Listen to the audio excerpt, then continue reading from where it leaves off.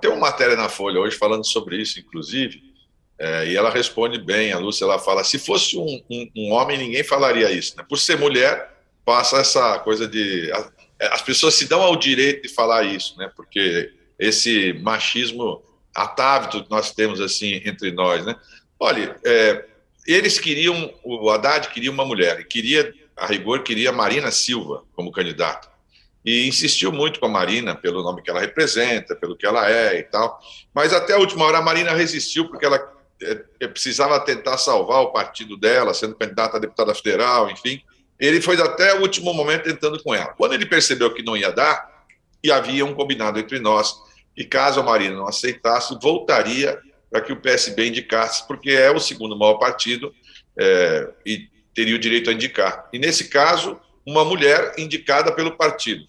Nós tínhamos duas pessoas, a Mariane Pinotti, que é filha do Dr. Pinotti, uma médica super qualificada, mas que estava pretendendo ser candidata a deputada. E nós não queríamos que as pessoas que fossem deputados saíssem da disputa de deputado, porque é sempre um a menos, né, na contagem geral. E aí a Lúcia, que nunca aceitou participar eleitoralmente de nada, ela falou que para derrotar o Bolsonaro ela seria síndica até de prédio, qualquer coisa ela toparia, de tanta bronca que ela tem do Bolsonaro. Ela falou que toparia tudo e topou. E aí, claro, o nome dela associa muito mais à nossa imagem e vincula muito mais a gente.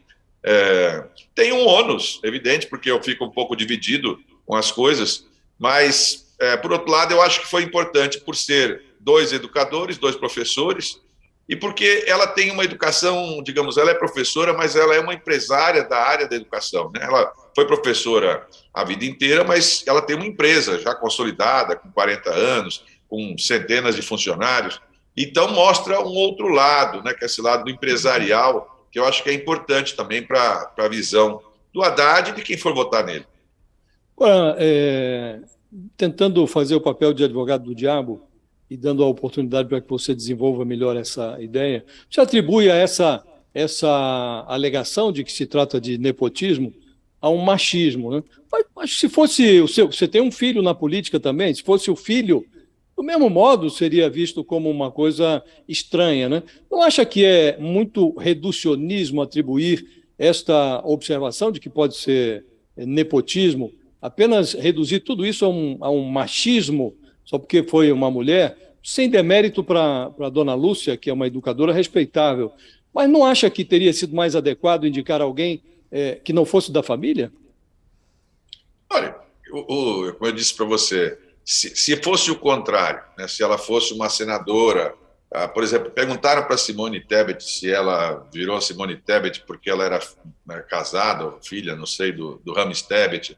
É meio natural que as pessoas, quando têm uma atividade como eu, muito intensa, acabem animando as pessoas da própria família e vinculando as pessoas da família. É como você pega, por exemplo, um cantor, a filha da Elis Regina virou cantora, a filha de não sei quem virou ator, o filho de um jornalista, às vezes, é um bom jornalista. Não é uma garantia de que vai ser um bom político, né? E nem uma garantia de ser um bom cantor. Mas é meio natural essa convivência. O meu espanto foi a Lúcia, porque a Lúcia realmente ela nunca aceitou ser candidata a nada. Lá, quando eu fui prefeito em São Vicente, ela teria condições de ser deputada, ter sido vereadora, ela nunca aceitou nem cargo público, ela nunca aceitou. Porque o mundo dela é privado, particular, enfim, como ela tem uma empresa grande, ela não consegue, ou não conseguiu nunca se dedicar. Mas desde que o Bolsonaro entrou, ela está muito envolvida com a história do Bolsonaro, essa coisa de pegar bronca com a história dele tratar o jeito das mulheres, enfim. E eu penso que não é que você reduz ao tema, mas o que é reduzido é quando fala, você foi escolhido porque você é mulher do macho. Olha, a gente fez campanha, eu e ela é filiada no partido desde que eu me filiei. Nós estamos juntos há 40 e poucos anos. Nós fizemos campanha, várias campanhas presidenciais, campanhas aqui e fora do país. Fizemos campanha juntos na Bolívia, por exemplo, eu e ela. Então, assim, ela é uma militante política, mas nunca teve cargo eleitoral. E a escolha tinha que ser uma mulher, e uma mulher que não saísse da chapa de deputado. Aí reduz bastante, porque quem é que poderia ser uma mulher que não sai da chapa de deputado e que tivesse disponível naquele instante para poder, por exemplo, não poderia, você sabe que nessa época, quando ele decidiu, quem exerce cargo público de confiança já estava inelegível naquele instante. Então, você vai eliminando as pessoas e chegamos no nome dela. Eu Mas acho que... tem um exemplo aí do Bolsonaro com os filhos. Essa mistura de família com política, você não acha que é meio antiga, meio antiética? Não acho, não. Eu acho que depende da família, né? O Bruno Covas era neto do Mário Covas. É nada que desabonasse os dois a vida inteira, né? Quer dizer, tem vários exemplos de famílias que estão na vida pública, ou na vida artística, ou na vida jornalística. O empresarial é meio comum uma empresa ser sucedida pelo filho, porque a empresa da pessoa, enfim, tem bons resultados.